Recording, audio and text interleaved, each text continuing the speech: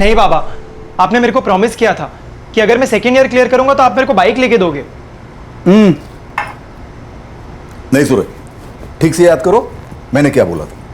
मैंने ये बोला था कि सेकेंड ईयर में अगर तुम फर्स्ट क्लास लेके आओगे तो मैं तुम्हें बाइक लेके दूंगा। बाबा, आप अपनी बात से पलटी मार रहे हो, लेकिन देखना अगर आप मेरे को बाइक नहीं लेके दोगे ना तो मैं थर्ड ईयर में जाऊंगा ही नहीं। आई, तेरे सामने प्रॉमिस किया था ना बाबा ने, आता सांग ना। आहो, असं काय करताय? 2% तो कमाए फर्स्ट क्लास में। चाय लीजिए। घेऊन द्या ना हो बाइक, अगली बार डिस्टिंक्शन लेकर आएगा मेरा बेटा, है ना? ए, आता तू त्याची बाजू घेऊ नको, शांत रहो जरा। अगर आप मेरे को बाइक नहीं लेके दोगे ना तो फिर देखना मैं क्या करता हूँ। काय तू धमकी देतोस मला? कब तक मैं अपने दोस्तों से राइड मांगूंगा? अब मैं और वेट नहीं कर सकता बाबा। एक कहावत है, मूछें जब निकल आती है तब युवक को ना दुनिया दिखती है ना दुनियादारी। जवानी की जिद गर्म लोहे की बनी होती है और उस जिद की मांगों के सामने अक्सर माँ बाप को पिघलने के अलावा और कोई चारा नहीं होता।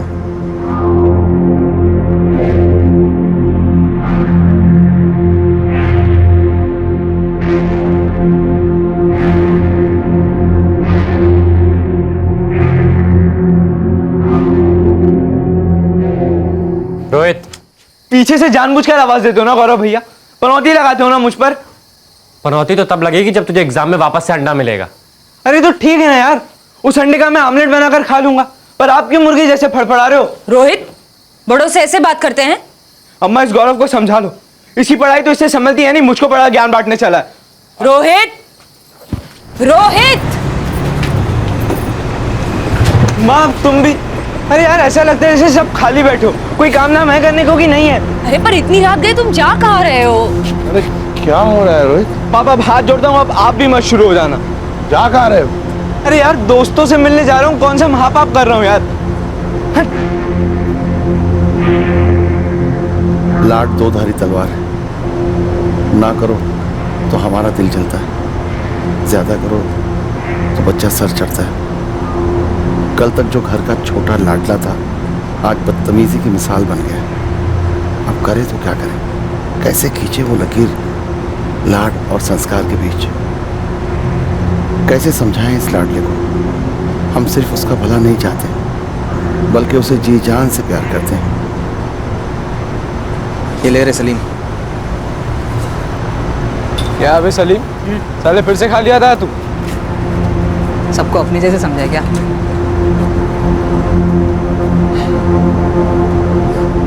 देख पूरा पैकेट लाया। ये वंटा सही? हाँ। पुनीत बेंद्रे, उम्र 17 साल। इनके घर का हाल कुछ अलग नहीं था। पुनीत, रात्रीचं कुठं भटकायला चाललाय तू? बस दोस्तों में बैठने जा रहा हूँ थोड़ी देर। देख, बैठना है ना तो मोहित के साथ पढ़ाई करने को बैठ, नहीं तो मेरे साथ सब्जी की लारी में आके बैठ। तेरे बैठने का कुछ तो फायदा होना चाहिए।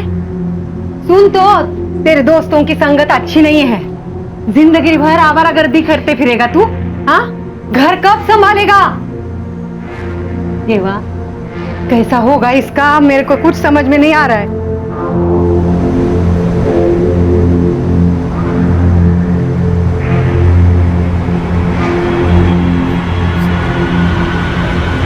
क्या रे, ऐसा सिंगल ड्रिंक निकालने आता है क्या? सलीम कुरैशी, उम्र 17। ये जितना बेफिक्र था उतना ही उसकी अम्मी और बहन परेशानी से बेहाल थे। सलीम, मैं 4-4 घरों में बर्तन घिसती हूँ। तेरी बहन शबाना 3 घरों में काम करती है, और तू? कुछ तो शर्म कर बेटा। खून जलाकर तुझे स्कूल भेजा कि हमें थोड़ी राहत मिले, लेकिन तू है कि हमारी कमाई जुए और नशे में उड़ा रहा है। सलीम, मैं तुझसे बात कर रही हूँ। सलीम, सलीम कहाँ जा रहा है तू? तू कहाँ जा? मेरी बात सुन सलीम। अल्लाह, किस गुनाह की सजा दे रहा है तू हमें? उन्हें अपने बच्चों की फिक्र थी। कुछ हद तक वो परेशान भी थे। हर माँ बाप की तरह अपने बच्चों की बगावत की चोट को वो खामोशी से सह रहे थे ताकि उनके बच्चों को कोई चोट ना आए। जवानी की दहलीज पर खड़े अपने बच्चों को वो ये सिखाने की कोशिश कर रहे थे कि बुराई की गिरफ्त में इस दुनिया से अच्छाई को कैसे छाना जाए। लेकिन जब इन नवयुवाओं का आक्रोश एक गहरी चोट बनकर इन परिवार वालों पर बरसा तो ये माँ बाप सदमे के भवंडर में डूबकर हाथ पैर मारते रहे। वो समझ ही नहीं पा रहे थे कि बात कब और कैसे इतनी बिगड़ गई। उन्होंने ऐसा क्या किया जो उन्हें नहीं करना चाहिए था, और ऐसा क्या नहीं किया जो उन्हें करना चाहिए था।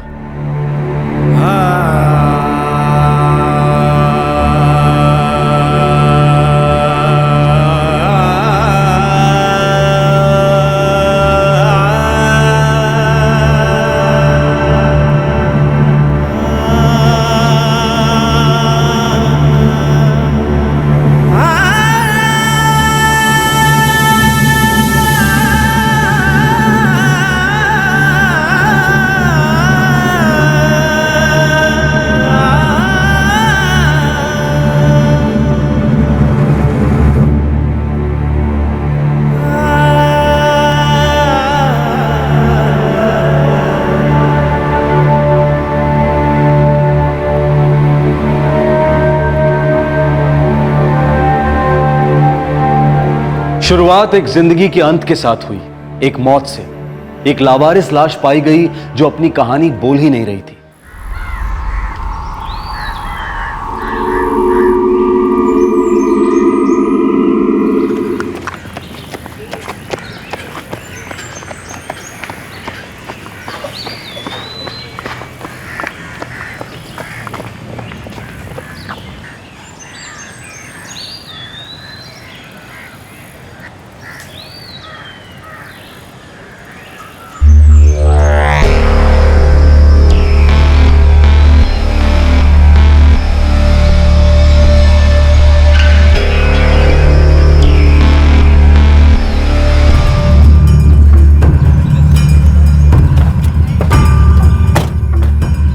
साहेब मी फोन केला होता. बॉडी कुठे आहे? आहे साहेब.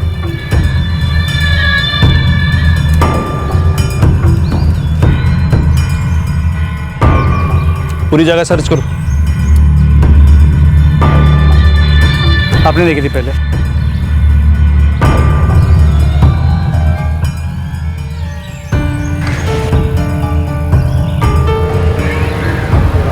सर, बॉडी की कोई भी आइडेंटिफिकेशन नहीं मिली.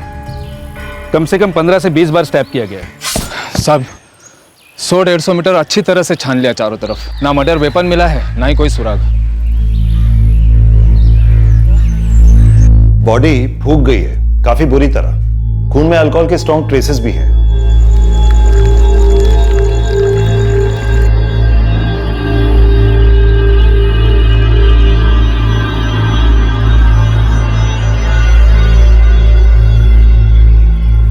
सर, लगता है यहाँ पे ड्रिंक्स पार्टी हो रही थी. पर पोद्दार, बॉटलें कहीं दिखाई नहीं दे रही. सर, यहाँ पे सिगरेट भी पी गई है. या तो यहाँ पे काफी लोग सिगरेट पी रहे थे, या कुछ लोगों ने मिलकर काफी सिगरेट पी. स्टैबिंग कितनी बार हुई है? लगभग 20 से 25 बार.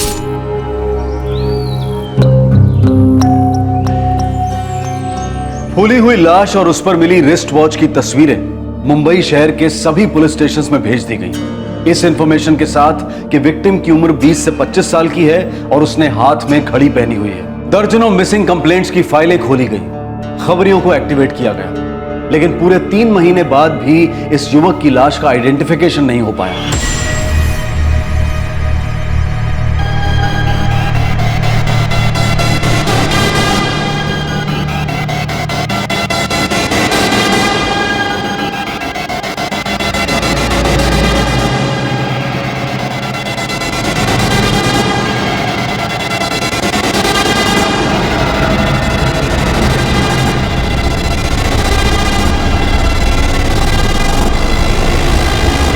अशोकनगर पुलिस स्टेशन का ब्लाइंड मर्डर केस है सर. 3 महीने से बॉडी अनआइडेंटिफाइड है. चेहरा कुचला गया है. जाहिर है इसकी शिनाख्त नहीं हो पाई होगी. लेकिन सर अजीब बात है, कोई भी मिसिंग कंप्लेंट मैच नहीं हुई. ऐसा लगता है इसकी मिसिंग कंप्लेंट किसी ने फाइल ही नहीं की है. पटवर्धन, कांस्टेबल पटवर्धन को इस केस पर लगा दो. अनआइडेंटिफाइड लावारिस लाशों का एक्सपर्ट है वो.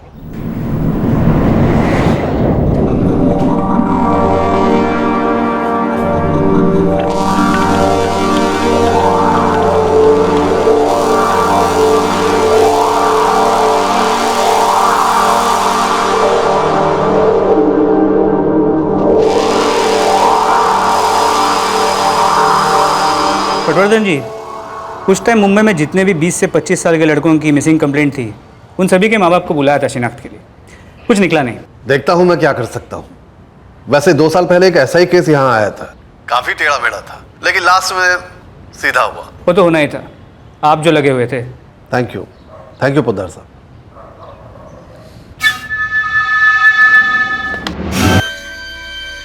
अब तो बॉडी बहुत बुरी तरह फूल चुकी है। मतलब 20 से 25 की उम्र में 19-20 हो सकती है। हो सकती है।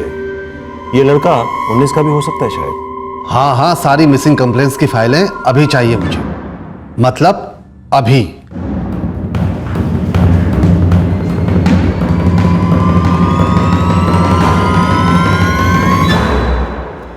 साहब जी आइए ना। साहब, बंदा मिल गया। कौन है?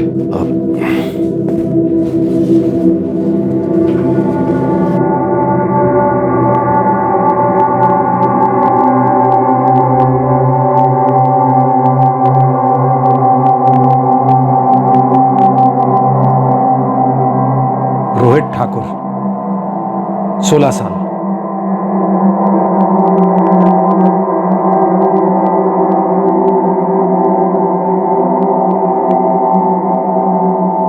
साहब, 2 साल पहले एक ऐसा ही केस मेरे पास आया था। बॉडी काफी फूली हुई थी। उसकी सही उम्र तय करने के लिए हम लोगों से थोड़ा सा चूक हो गई। मुझे लगा कहीं ये केस भी वैसा ही तो नहीं है। उस केस में भी लड़के की उम्र 17 साल थी, लेकिन देखने में वो 20-22 साल का लग रहा था। तो मैंने सही उम्र जानने के लिए 20 से 25 की जगह पे 15 से 25 की सारी फाइलें मंगवाई, मर्डर वाले दिन की, और उसके 2 दिन बाद की भी सारी फाइलों को अच्छे से छाना, और ये लड़का मिल गया। उसका बाप ऑटो चलाता है, सुरेश ठाकुर नाम है। 15 जून को कंप्लेंट दर्ज की गई थी कि रोहित ठाकुर 14 जून की शाम से गायब है। रोहित कल शाम को 4:30 बजे घर से निकला, खाने पर नहीं आया साहब। तो हमने फोन भी किया था उसको, और 11 बजे के बाद से तो उसका फोन भी स्विच ऑफ है। अब तक नहीं लौटा है साहब। सर, रोहित शाम को हमेशा अपने दोस्तों के साथ ही रहता है। आपने उसके दोस्तों के साथ बात की? मैंने बात की थी उसके दोस्तों से, वो कह रहे थे कल उनसे मिला था वो चाय की टपरी पर। साहब, बच्चा है, सिर्फ 16 साल का, बहुत ज्यादा चिंता हो रही है साहब। ये केस रामदास नगर पुलिस स्टेशन अंधेरी ईस्ट का है। मिसिंग कंप्लेंट में लिखा गया है कि दाहिने कंधे पर तिल है, और लाश के भी दाहिने कंधे पर तिल है। मुझे लगता है कि ये लाश रोहित ठाकुर की ही है। ठीक है, रोहित ठाकुर की फैमिली को बुलाओ और बॉडी दिखाओ। जी हाँ। क्या हुआ जी? किसका फोन था? क्या हुआ पापा? क्राइम ब्रांच वालों का फोन था, थाने पर बुलाया। रोहित मिल गया होगा। आने दीजिए उसे घर। ऐसी खबर लूंगी ना, हमारे ही लाड प्यार ने बिगाड़ के रखा है।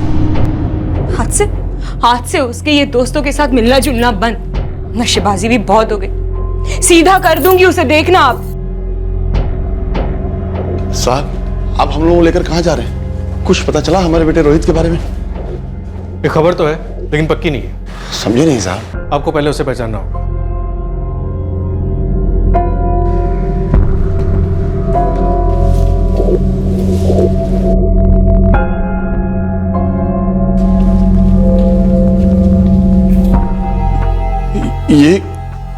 ये क्या है साहब? 15 जून को हमें लाश मिली थी, जिस दिन आपने रोहित की मिसिंग कंप्लेंट करवाई थी। मिसिंग कंप्लेंट में और पोस्टमार्टम रिपोर्ट में काफी बातें मैच करती हैं।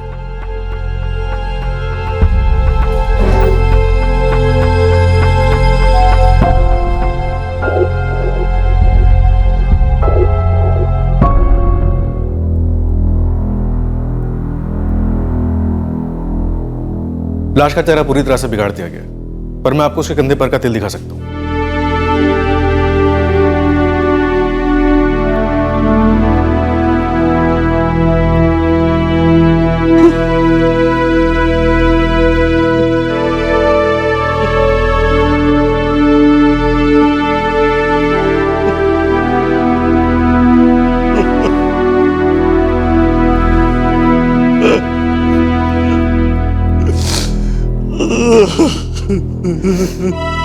गौरव, क्या लाश तुम्हारे भाई रोहित की?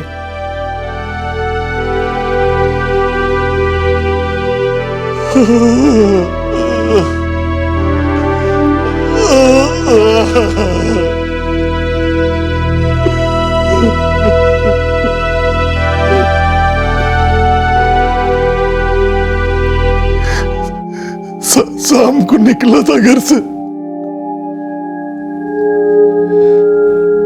कुछ बता नहीं रहा था कि कहाँ जा रहा है। कहाँ जा रहा है? यार टोकने की आदत नहीं जाएगी ना तुम्हारी। अरे क्यों बताऊं कहाँ जा रहा हूँ, मालिक हो मेरे। देख मेरे भाई, 10वीं है तेरी। अगर एक साल अपने आप को थोड़ा लगाम देगा ना तो जिंदगी भर घुड़सवारी करेगा। ये घोड़े गधे पर ना तुम चढ़ना, मैं तो फ्लाइट से जाऊंगा। बिजनेस क्लास का टिकट कट गया मेरा। लेकिन अभी कहाँ जा रहा है तू? अम्मा बाहर जा रहा हूँ जैसे रोज जाता हूँ और जाता रहूंगा। हमेशा ऐसा ही करता था, बिना बोले घर से चले जाना। जी सर। तो वो गया कहाँ होगा? पता नहीं सर, हमेशा ऐसे ही निकल जाता था बिना बताए। उस दिन उसका फोन स्विच ऑफ था। जब रात तक वो घर नहीं आया तो मैं उसके दोस्तों के घर गया।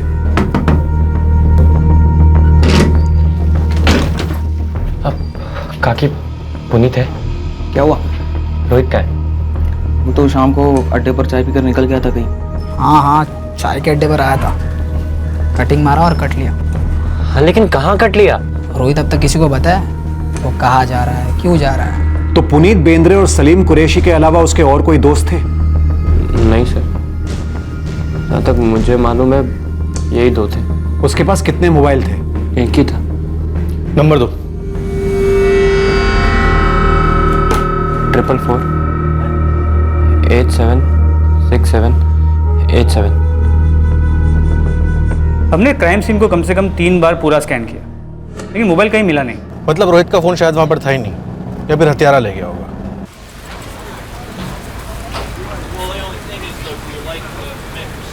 साहब, हमारी रोज शाम को मंडली जमती थी साहब वहाँ पर। अब उसके और कौन दोस्त थे वो मुझे नहीं मालूम साहब। और रोहित स्कूल भी तो पढ़ता है ना साहब, तो होंगे वहाँ से भी कोई। उसका कभी किसी से कोई लफड़ा, कोई राड़ा, कोई मारामारी? नहीं साहब, रोहित वैसे सुमड़ी में ही रहता था और कुछ धतिंग नहीं करता था ज़्यादा। मैकेनिक का काम सीख रहा हो साहब। रोहित तेरा खास दोस्त था? हाँ साहब। सलीम, रोहित का गेम किसने बजाया था? साहब मुझे पता होता तो मैं आपको कब का बोल देता। जितना मालूम था उतना बोल दिया आपको। उस दिन वो चाय पीने आया, चाय पिया और फटक करके निकल गया। हाँ वो बताया तूने, अब आगे बता। चाय की टप्पी से कहाँ गया था वो? बोला ना साहब आपको, वो बोल के नहीं गया। वो कभी भी कुछ भी नहीं बोलता था। मतलब कुछ छुपाता था? मुझे नहीं पता साहब। उसका कोई लड़की का लफड़ा, कोई गर्लफ्रेंड? नहीं मालूम। तेरे खास दोस्त के बारे में तेरे को कुछ भी नहीं पता, या कभी उसने जिक्र नहीं किया? नहीं किया साहब, हम तो बस अपने मस्ती में ही रहते। एक बार मुझे चेहरा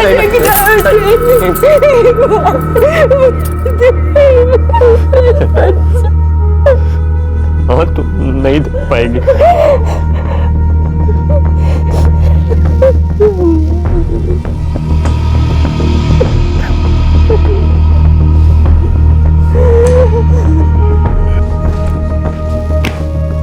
सर, 14 जून को रोहित ठाकुर शाम 6:30 बजे तक कुरला में था और वो घर से 4:30 बजे निकला था।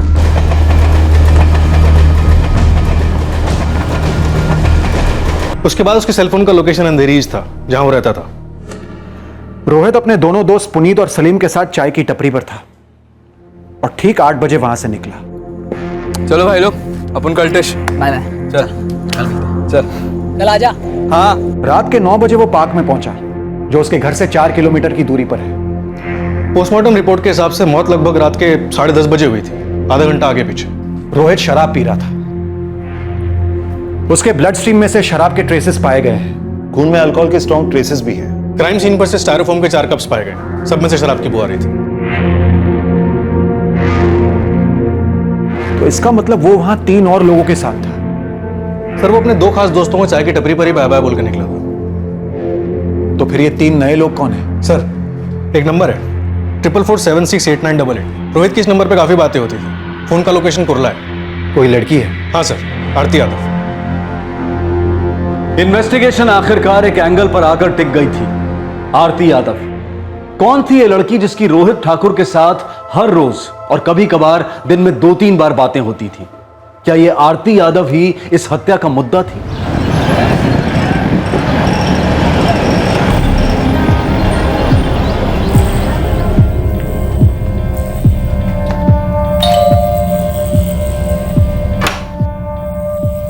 जी आप आरती यादव की मां हैं? जी, आप कौन? Mumbai crime branch. तो आरती बताओगी हमें रोहित ठाकुर को किसने मार डाला? क्या? पता नहीं था तुम्हें कि रोहित का मर्डर हो चुका है? इस सब से हमारी बेटी का क्या लेना देना? आरती, कौन है ये रोहित ठाकुर? माँ, रोहित मेरी क्लास में पढ़ता था। हम सिर्फ फ्रेंड्स थे। सिर्फ फ्रेंड था? हाँ सर, सिर्फ फ्रेंड था। मुझे यकीन नहीं हो रहा है कि रोहित का मर्डर हुआ है। हमारे पास तुम्हारे फोन रिकॉर्ड्स हैं। हम जानते हैं तुम हर दिन रोहित से बातें करती थी फोन पर, घंटों तक। और जिस दिन रोहित का मर्डर हुआ वो यहां कुर्ला आया था। शायद तुमसे मिलने आया होगा। मिला था वो तुमसे?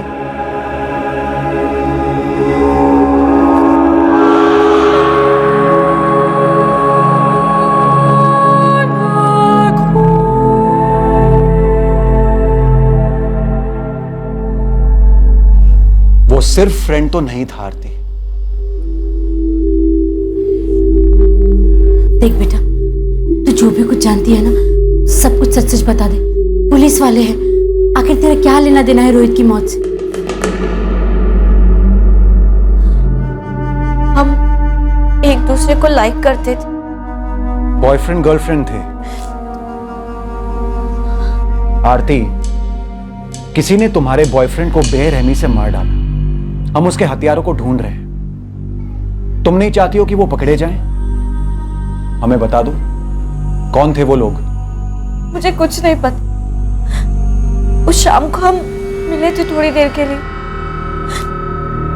लेकिन मुझे घर आना था और वो भी अपने घर के लिए निकल गया। तुम्हें कोई अंदेशा था कि उसके साथ कुछ गलत होने वाला है? कोई बात थी, कोई डर था? क्या तुम दोनों किसी बात से डर रहे थे या फिर वो अकेला किसी बात से डर रहा था? नहीं सर, मेरे कहने का मतलब था जो हुआ वो रोहित के साथ क्यों हुआ। वो इतना अच्छा था। मैं उससे बहुत। वाघ, लड़की पर नजर रखो आप। सर, लड़की काफी हिल गई थी, शायद कुछ जानती हो। रोहित की चाली में भी एक आदमी को लगा दो। पता करो इस लड़की को लेकर कोई लफड़ा या झगड़ा हुआ था क्या? उम्र भी तो ऐसी थी। गुस्सा नाक की नोक पर रहता है और खून बॉइलिंग पॉइंट पर। होने के लिए तो कुछ भी हुआ हो सकता है, पर ये प्यार मोहब्बत की दुश्मनी है ना, इसीलिए होने के चांसेस ज्यादा है।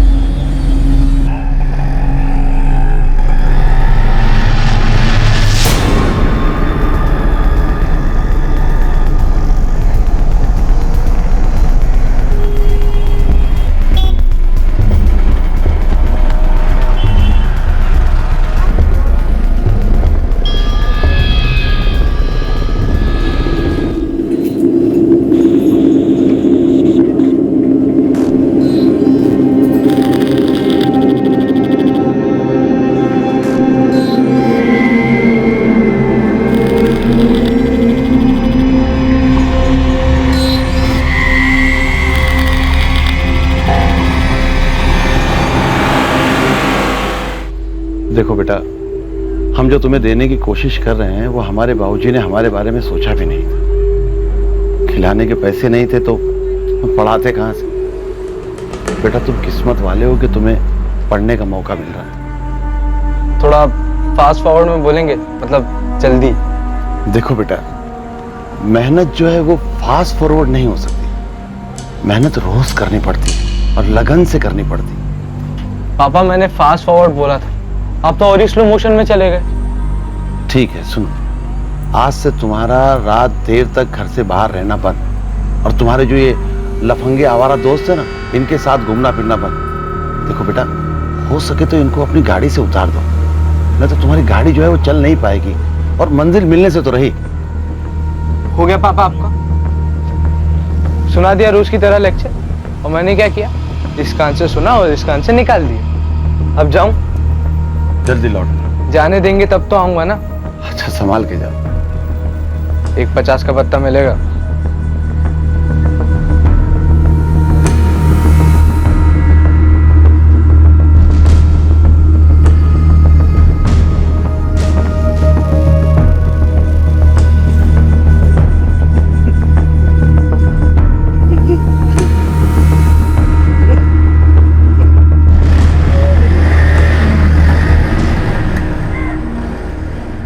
जिद्दी था, मुंहफट था, बाप का लाडला था, ये हम जानते हैं उस्मान। कुछ एक्शन की बात बोल। एक्शन की बात तो ये है कि रोहित ठाकुर के खिलाफ एनसी दर्ज है इधर के पुलिस थाने में। वो और उसके दो चचेरे भाई गणेश और विजय ठाकुर, वो दोनों के खिलाफ भी एनसी दर्ज है यहाँ पे। मैटर क्या था? मैटर असॉल्ट का था। किस पर असॉल्ट किया था इन रोहित, विजय और गणेश ने? एक सूरज राणे है, ये उसी चाल में रहता है जहाँ रोहित ठाकुर रहता था, रोहित ठाकुर के घर के पास।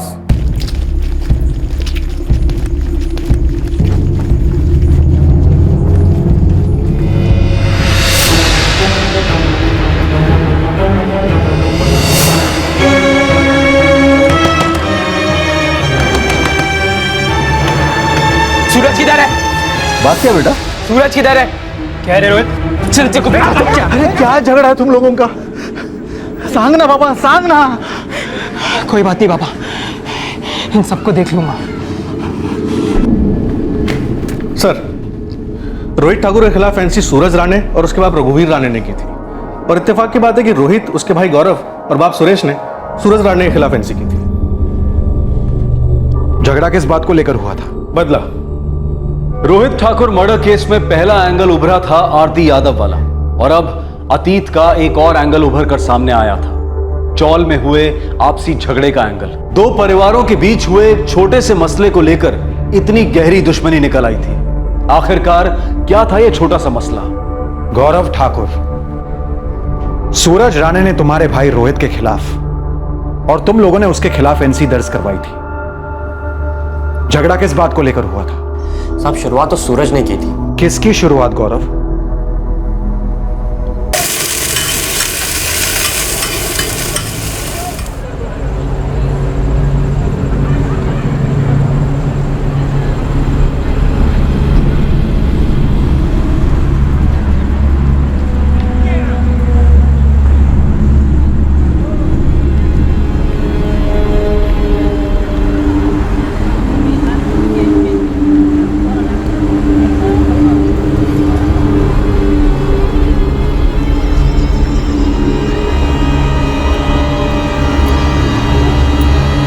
अबे यार क्या माल थी वो लड़की। हाँ यार क्या झकास दिया। पापा, रोज की आदत बना ली इन्होंने, यही मंडली जमा के बैठ जाते हैं, उल्टी सीधी बातें करते हैं, चीखते हैं, चिल्लाते हैं। हाँ ठीक है, पर वो लोग घर के अंदर तो नहीं घुसे, घर के बाहर उनको जो करना है करने दो, तुम उनके मुंह मत लगो। लीजिए कैसे चुप रह सकते हैं कुंती? बाहर बरामदे को जाके देखा है, हर जगह वो राख और सिगरेट के टुकड़े फैला रखे हैं। अरे हम झाड़ू लगा देते हैं ना। झाड़ू उनकी नीयत, उनकी फितरत पे लगाने की जरूरत है। अपने बरामदे में जाके गंदगी क्यों नहीं करते वो लोग? सब सूरज और उसके दोस्तों की रोज की आदत थी, लेकिन उस दिन तो पापा के दिमाग का फ्यूज ही उड़ गया। चलो चलो उठो तुम लोग यहाँ से, चलो निकलो यहाँ से, और कल से यहाँ नजर नहीं आना, समझे? क्यों काका? क्यों काका मतलब? तुम्हारी बकवास हम क्यों झेलें? और ये सिगरेट का धुआं और ये गंद, ये हम क्यों भुगते हैं? ओ, ये समस्या है। लेकिन काका, आप तो घर के अंदर बैठे हो ना। ये भी हमारे घर का हिस्सा है। तो तुमको ये सब मंडली जमाना ना, तो जाके अपने घर के सामने जमाओ जाओ। काका, एक सोल्यूशन है मेरे पास। आप एक काम करो, आपको मेरा घर पता है ना, मेरे घर के बाहर जाके आप अड्डा जमाओ, अपनी तरह 2-4 बुड्ढों को इकट्ठा कीजिए और वहां जाके सुट्टा मारिए। ए लाली, चल सुट्टा दे, लाइटर भी दे। ये लीजिए काका, पहली बार पी रहे हैं ना, इसलिए मेरी तरफ से फ्री है। वैसे सुट्टा जलाना आता है ना आपको कि वो भी हम सिखा दे? बचपन में तेरे बाप ने अगर तुझे थप्पड़ मारा होता ना तो ये थप्पड़ नहीं खाना पड़ता तुझे। सारा कसूर तेरे माँ बाप का, उन्होंने इतना लाड़ प्यार किया और तू कमी ना निकल गया। चल चलो निकल यहाँ से, चल। तुम लोग समझाना पड़ेगा। चल चल जा यहाँ से, चल चल, और कल से दिखना मत यहाँ, चल। सूरज से ये बात सही नहीं गई और उसने उसी रात जवाबी हमला कर दिया।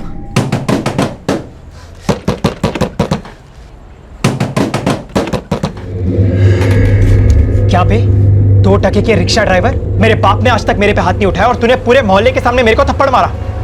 क्या सोचा था भाई, थप्पड़ खा के चुप रह जाऊंगा? तेरी तो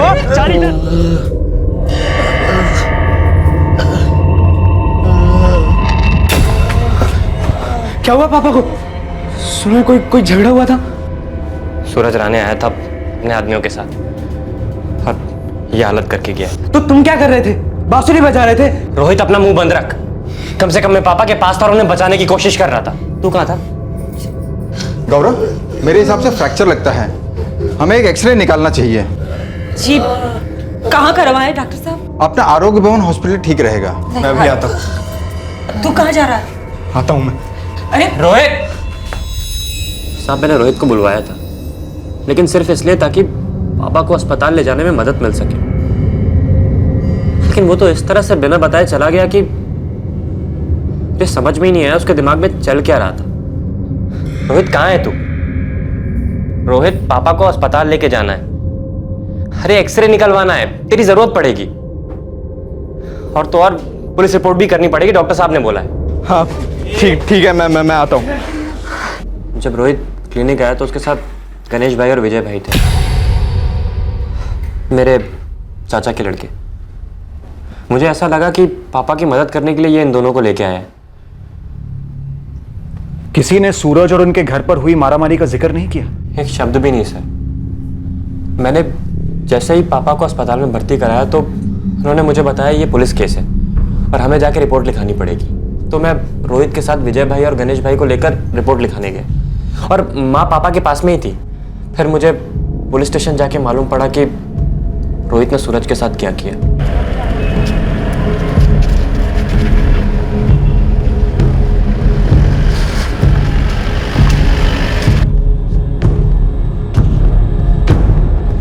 तीन लोग थे साहब। एक तो वो हमारी चौलवारा रोहित ठाकुर और उसके साथ 2 गुंडे और भी थे।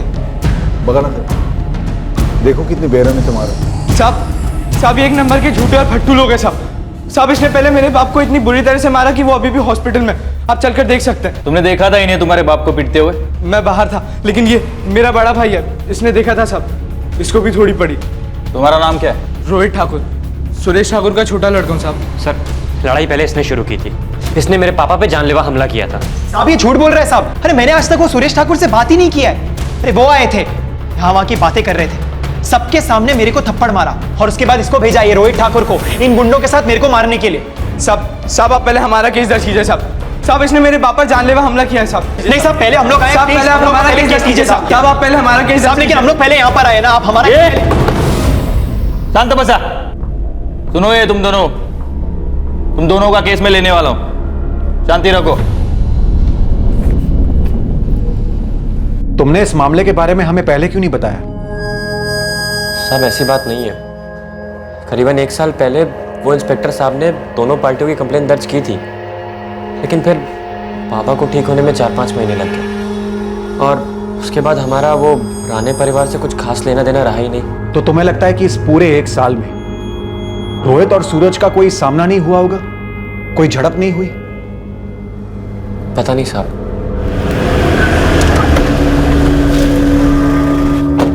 सर, सूरज का फोन अभी भी स्विच ऑफ आ रहा है। इतनी कम उम्र में इतना गुस्सा, इतनी भयंकर बदले की भावना कहां से आती है? ताज्जुब होता है।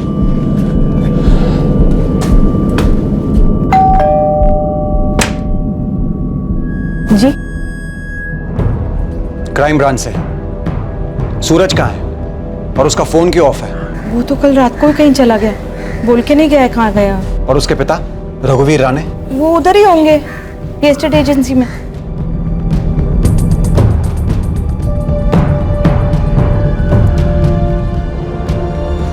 साहब मैं मानता हूं कि मेरा बेटा थोड़ा गुस्से वाला है, लेकिन साहब सूरज कभी किसी का खून नहीं करेगा। रघुवीर जी, आपका बेटा सूरज कल रात से घर नहीं लौटा है। उसका मोबाइल भी ऑफ है। कहां गायब हो गया है आपका बेटा? साहब मैं भी परेशान हूं इस बात से, लेकिन साहब ये सूरज की पुरानी आदत है। वो दोस्तों के साथ कहीं चला जाता है तो रात रात भर घर पे नहीं आता, कभी कभी तो दूसरे दिन सुबह आता है घर पे। लेकिन साहब आप जैसा सोच रहे हो वैसा कुछ नहीं साहब। साहब मेरे बेटे ने बहुत भुगता है साहब, अब वो बहुत बदल गया है। साहब कौन सा भी बिल में घुस के बैठने दो, अपना नेटवर्क के बाहर नहीं जा सकता। कोई खबर है क्या सूरज का हाथ होने की? अभी तो मैंने मार्केट में बॉल डाला ही है, जैसे ही बॉल टप्पा खाएगा कोई ना कोई तो शॉट जरूर मारेगा। खबर आएगी साहब, पक्का आएगी। लेकिन हाँ, एक बात बोलनी थी आपको। क्या बोल रही थी? कि सूरज का बायोडाटा निकाला है मैंने, इसमें रोहित में कुछ ज्यादा फर्क नहीं है। दोनों अपनी फैमिली के लाडले बच्चे, एकदम चिड़चिड़े और बिगड़े हुए, किसी की नहीं सुनते। क्या भुगता था आपके बेटे ने और बदल गया का क्या मतलब? साहब ये आपसे बेहतर कौन जान सकता है। एक बार इंसान जेल के अंदर चला गया तो वो कुछ और ही बनकर बाहर निकलता है।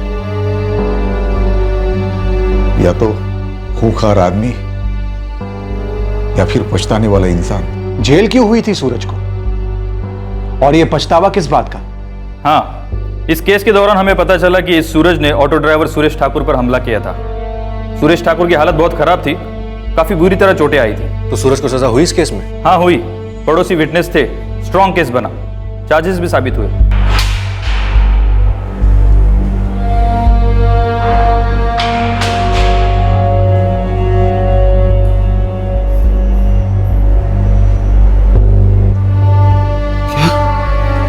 वो जो हुआ था हमारे बीच, इस वजह से मार दिया हमारे रोहित को उन्होंने? पता नहीं पापा, मुझे भी यकीन नहीं हो रहा। आप पे हमला करने के लिए उसे 5 महीने की जेल हुई थी।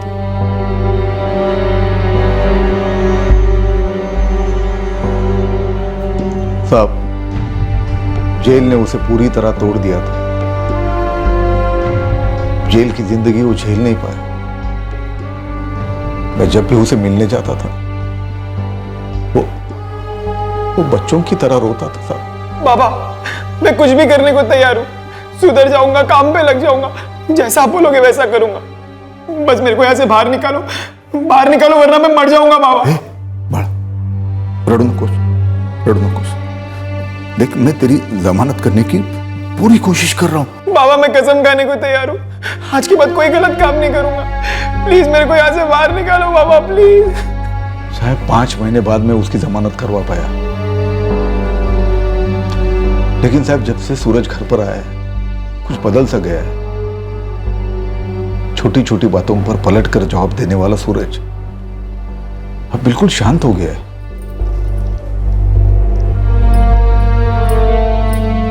सूरज, ए बेटा, सूरज बेटा जेवायला रे बेटा। काय साला बड़ा? देख, जब तू पहले जिद करता था और चिल्लाता था तब बहुत बुरा लगता था, पर अब तू ऐसे चुपचाप बैठे रहता है और भी बुरा लगता है रे। काय साला अपने आई को नहीं बताएगा? रघुवीर जी, अगर आपका बेटा इतना शांत हो गया है और इतना सुधर गया है तो फिर वो गायब क्यों है और उसका मोबाइल क्यों ऑफ है? कहां छुपा है वो? अब अगर वो भागा है तो मुझे मालूम है वो क्यों भागा है। क्योंकि उसे डर है कि हम उस पर शक करेंगे। बिल्कुल सर,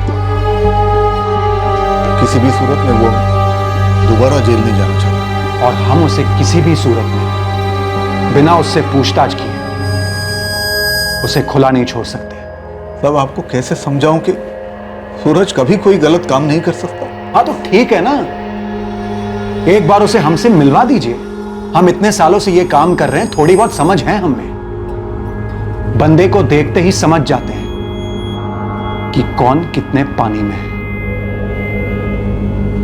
साहब 4 दिन से इस लड़की आरती यादव के आगे पीछे घूम रहा हूँ।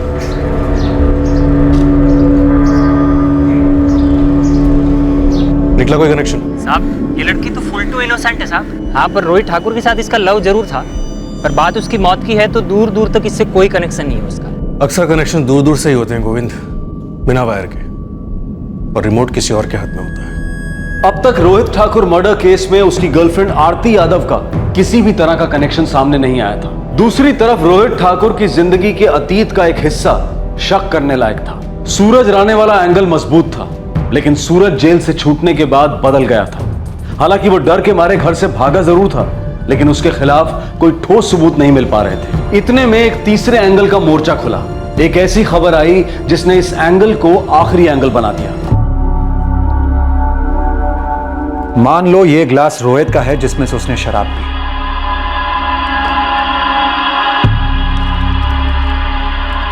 इन दोनों को पहले ही हमें उठाकर निचोड़ लेना चाहिए था। उठा लाओ दोनों को।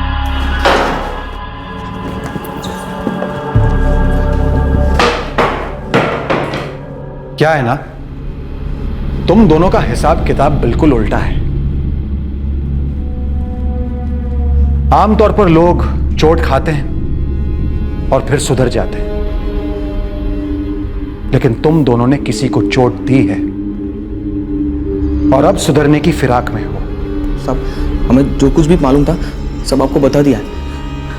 उस दिन चाय पीकर रोहित कहीं चला गया अकेला। येड़ा समझ तो कमला, हमारे पास पक्की खबर है कि उस दिन रोहित चाय की टपरी से अकेला नहीं गया था, 2 लड़कों के साथ था वो। नाम सुना होगा तुम लोगों ने, पुनीत बेंद्रे और सलीम कुरैशी। साहब अपनी चाली में एक चाय वाला है, बोलता उसने पक्का एक चीज देखा है। 14 जून की शाम को रोहित अकेला चाय की टपरी से नहीं गया था, उसके साथ पुनीत और सलीम भी गए थे।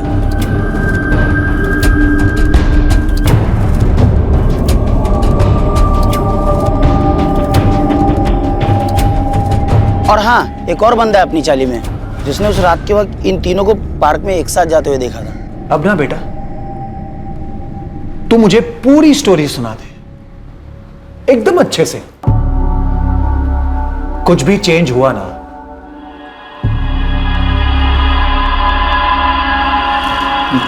तो मैं तेरे इस थोबड़े का नक्शा चेंज कर दूंगा, तेरा भी। और याद रखना, हमारी दी हुई चोट का दर्द वक्त के साथ साथ बढ़ता नहीं है, बढ़ता है। तो अभी सोच लो, सच कैसे बोलना है तुम दोनों को, खड़े खड़े या फिर जमीन पर लेटकर? साहब हम रोहित को लेकर पार्क में गए थे। हाँ साहब, हम गए थे, बस ये बात आपको नहीं बोली थी, पर हमने कुछ नहीं किया साहब। क्या बात कर रहा है बे?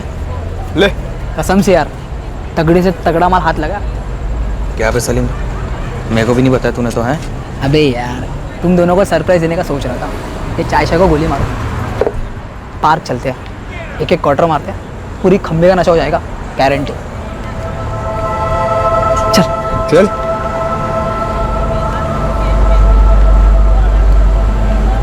साहब हमारा काम था सिर्फ और सिर्फ रोहित को पार्क में लेकर आना और पिला के टाइट कर देना। साहब सॉलिड पछतावा हो रहा है ये सोचकर कि हमने सब क्यों किया। एक दिन नहीं जाता जब रात को रोना नहीं आता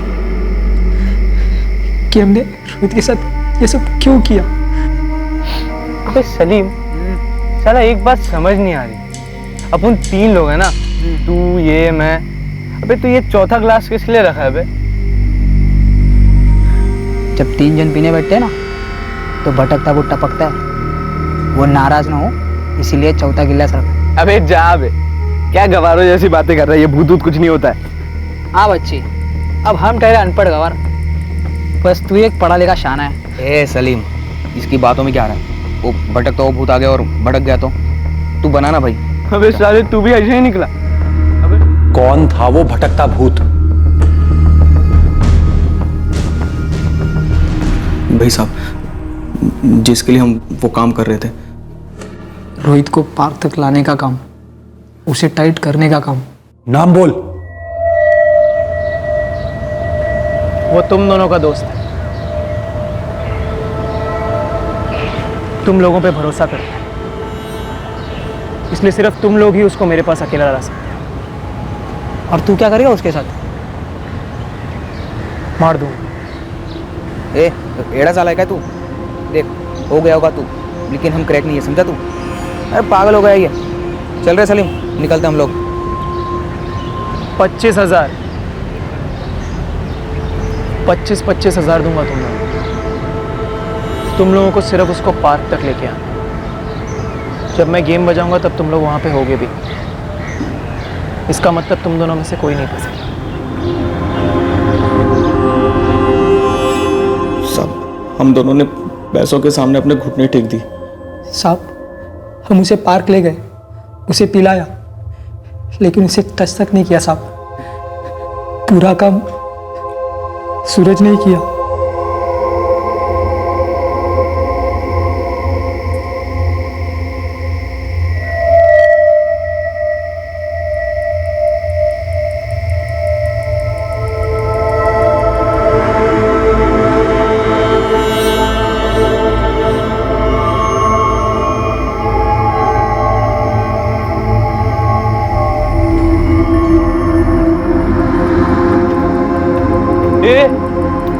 तुम क्या कर रहे इधर? अबे ये क्या कर रहा है हमारी पार्टी में? मैं यहाँ इसलिए आया क्योंकि ये पार्टी मेरी है रोहित। इस पार्टी का स्पॉन्सर मैं हूँ, भटकता भूत सूरज राणे। ये हो क्या रहा है इधर? साला इसके साथ बैठ के पीऊंगा मैं? मेरे बाप पे हाथ डाला था, इसके साथ तो खड़े होकर मुंह भी ना मैं। मेरे को भी शौक नहीं है तेरे साथ बैठ के दारू पीने का। मैं यहाँ सिर्फ अपना बदला पूरा करने आया हूँ। 5 महीने जेल में सड़ा मैं, तेरे और तेरे बाप की वजह से। जवाब है, समझ ही याद रखा। वो तुम दोनों चलो सच्ची में कोई भूत देख लिया क्या? ये दोनों मेरे लिए काम कर रहे हैं। इन दोनों का काम था तुझे मुझ तक पहुंचाना, और अब मेरा काम है तुझे ऊपर तक पहुंचाना। साहब हमने कुछ नहीं किया साहब। हाँ साहब, आई शपथ साहब, कुछ नहीं किया हम लोगों ने। सच बोल रहे हम साहब, कुछ नहीं किया। है? कुछ नहीं किया?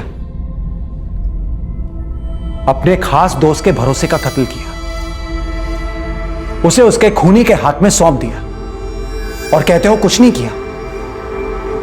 तुम दोनों इस मर्डर में सूरज के साथ बराबर के भागीदार हो। हाँ उस्मान बोल। ओके सर, सूरज राणा अंधेरी के लॉज में छुपा बैठा है। चलो वश में करते हैं इस भटकते भूत को।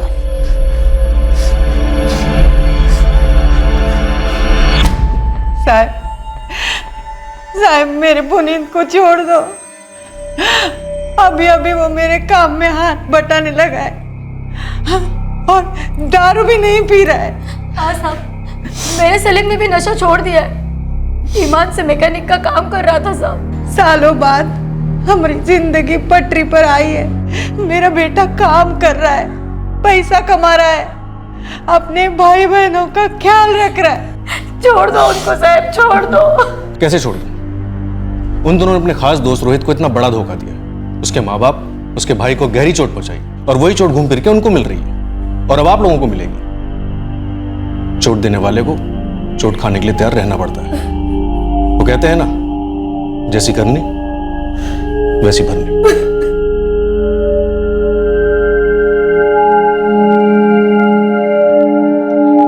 क्या हुआ करो? कौन है हमारे रोहित का हत्यारा? सूरज राणे। अपनी जेल की सजा का बदला लिया हमारे रोहित से। हे भगवान, एक थप्पड़ कहां से कहां चला गया, अब सबको खत्म कर गया।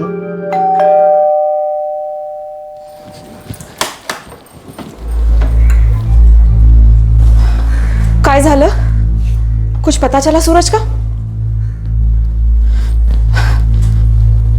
आहो, तुम्ही काही बोलत का नाही?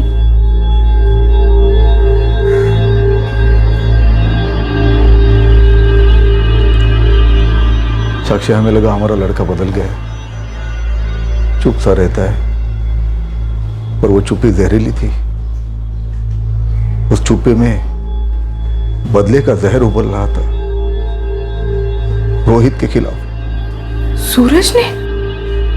साक्षी, सूरज ने रोहित का कत्ल कर दिया और पुलिस ने उसे धर लिया। मेरे को कोई अफसोस नहीं, मैंने जो किया सो किया। रोहित का खून किया है तुमने, और तुझे कोई अफसोस नहीं? उसने मेरे को जेल भेजा, उसके बाप ने सबके सामने मेरे को थप्पड़ मारा, इसलिए मैंने उसके बाप को मारा। फिर वो रोहित ने मेरे को धो डाला, तब तक हिसाब किताब बराबर था, लेकिन फिर उसके बाद मेरे को जेल हुई। 5 महीने मेरी जिंदगी नरक हो। 5 महीने, क्या वो जायज था? भयंकर सजा थी। इसके लिए मेरे को अभी अपना बदला मिल गया। तुझे लगता है रोहित को मारकर तेरा बदला पूरा हो गया? उसने मेरे को चोट दी, मैंने उसको चोट वापस लौटा दी, हिसाब बराबर। बदले का हिसाब कभी पूरा हुआ है आज तक सूरज?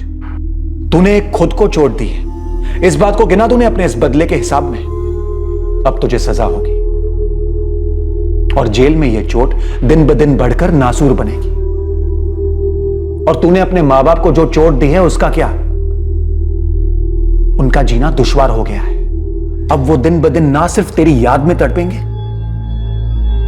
बल्कि इस पछतावे में जलेंगे कि उन्होंने तुझे इतना लाड क्यों दिया। एक इंसान को हैवान क्यों बनने दिया। Shame on you Suraj, shame on you.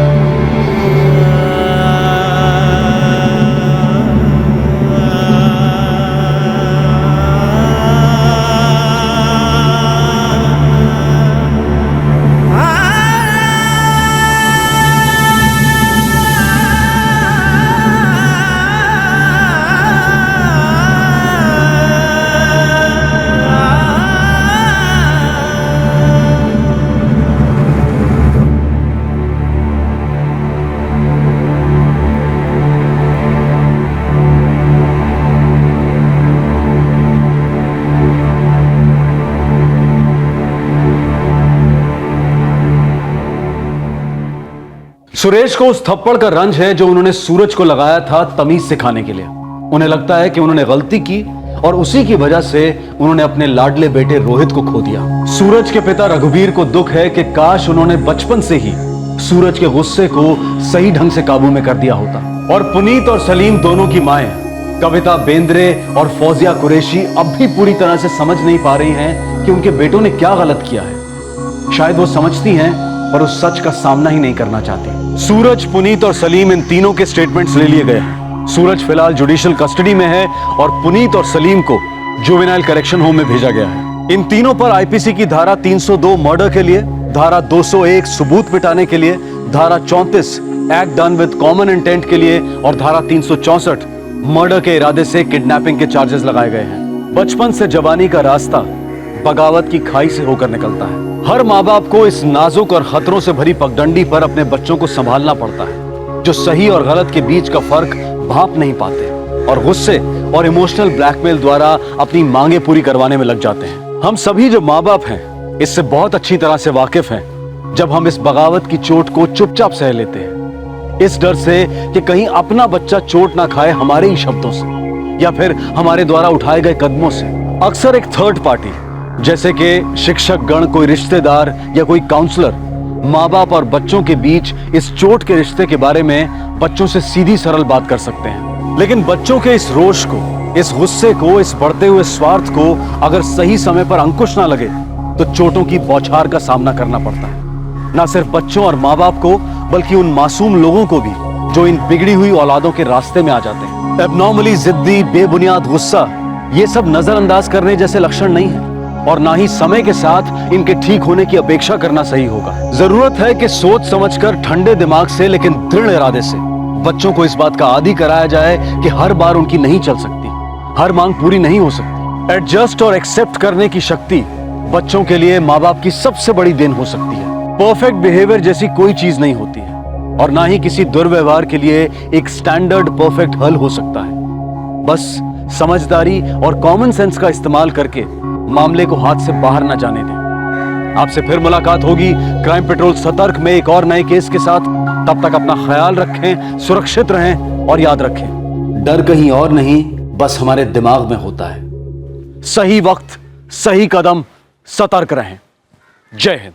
इस तरह के और भी एपिसोड देखने के लिए हमारे चैनल को सब्सक्राइब करें और बेल आइकन दबाना ना भूलें।